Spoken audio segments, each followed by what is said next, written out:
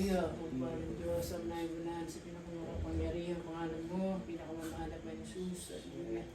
Maraming salamat po mga Pinoon sa biglaang pagkakataong ito mga Pinoon. Marami ay idinako mo sa tahanan ito ng ang bilad na Naylene Acosta, bilad Tatay Sani Antay Acosta, Malapang Jesus. Bago po lahat, kami po ay ng kapatawaran sa mga pagkakamali, pagkukulang, linisin ang puso isipan. Pinakamamahal na po Jesus, hallelujah, pakabandalin niyo po kami sa araw-araw ng pamumuhay, mga Panginoon. Wala po kami ibang inaasahan, kundi ikaw lamang.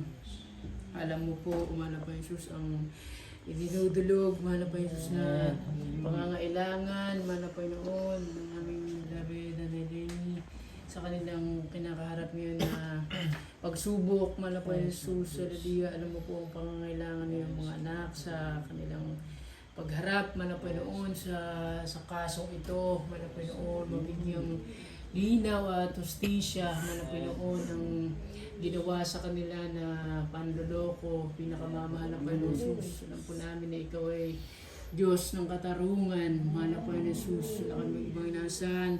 Hallelujah, ikaw ang humipo sa puso, mahal na Panginoon ng hukom, mahal na Panginoon si Nerson, Dexter, Tito, Tualia, mahal na Panginoon, bigyan mo sila ng karunungan, Panginoon, kalinawan ng kaisipan, maging ang kanilang abogado, may hawak ng kaso, Attorney Karen Marjorie Marquez Apigo, Panginoon.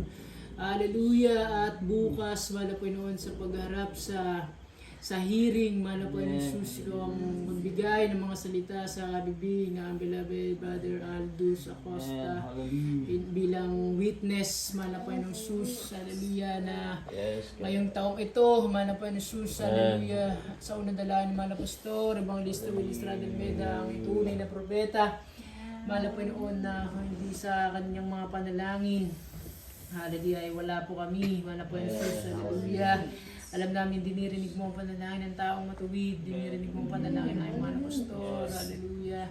Pinakamamahal na po Jesus, tulungan mo po kami sa bagay na ito, mahal po Jesus, sa pagtagumpayan. Ang kasong ito, mahal po Jesus, wala kami ibang inaasahan, kundi ikaw lamang, mahal po Jesus, hallelujah.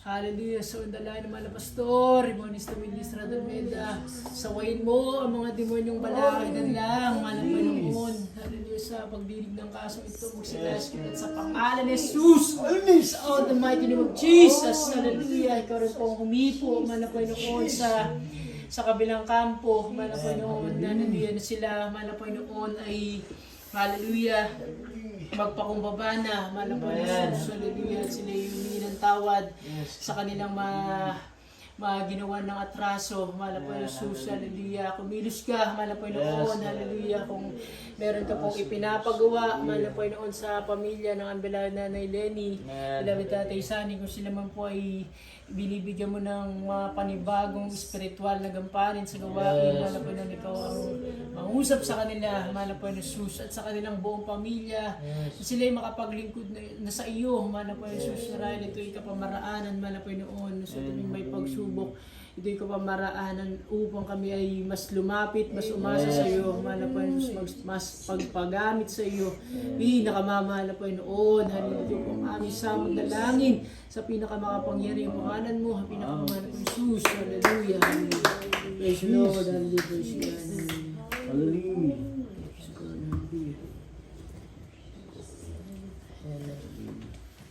Hallelujah lang yun. Opo.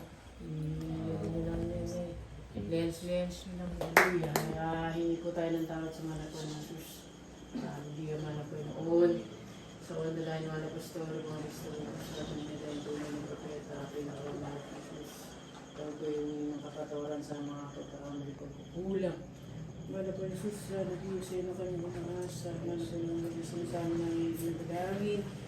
Bukas, araw ng pagdinig sa kaso ito, pagbigay ng kalinawan sa kaisipan ng hukom na may hawak ng kaso, maging sa mga abogado, pinakamamahal na pastong lipo sa kanilang puso, maging sa nasa kabilang kampo, itong magbigay ng mga salita, manapay sa bibig ng Brother Aldous Acosta, anak ng Nanay Lenny Acosta, manapay sa mga itatanong sa kanya.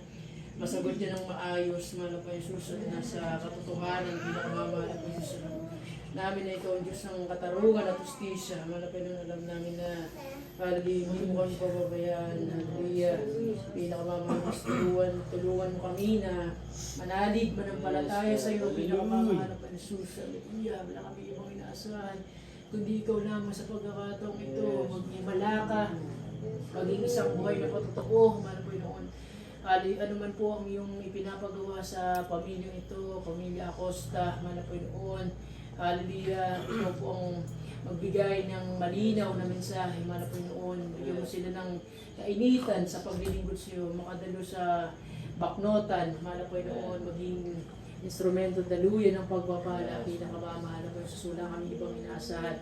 Kundi ikaw lamang at ingatan mo palagi, mahal po noon ang pamilyang ito, mahal po Jesus sa kanilang pagpunta sa mga hearing, mag-isa kanilang mga inaasikasong mga negosyo sa palengke, mahal po Jesus, kung magbigay ng kaunlaran at kasaganaan, mahal po Jesus, magmula kay Tatay Sani sa kanilang mga anak, kay Kuya Alan, hallelujah, kay Althea, maging kay Jessica na narito, mahal po sa iyo na kalmaasa.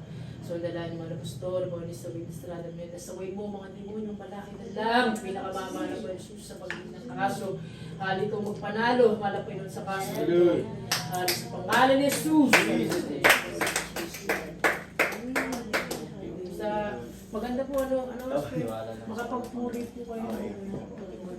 Puri po na namin. Malapano lang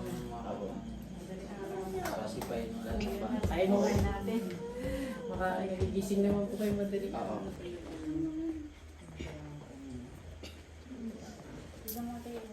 Yung kanina po.